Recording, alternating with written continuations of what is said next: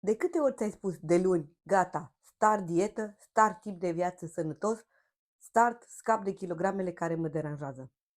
Și hai să fim sinceri, de câte ori ai reușit? Știu, obiecțiile tale sunt perfect fondate. Iarna e greu, frigul îți provoacă foame. Vara e și mai greu, înghețată, bere, fructe din belșug. Dimineața ești mereu pe fugă, iar seara, cum să stai la seriale cu stomacul gol?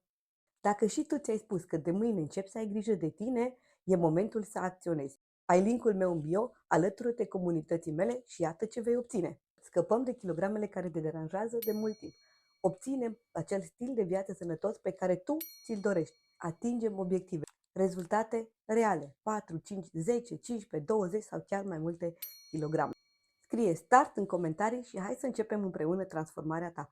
Follow pentru mai multe tipsuri legate de sănătate și nutriție, share să împărtășim prietenii tăi.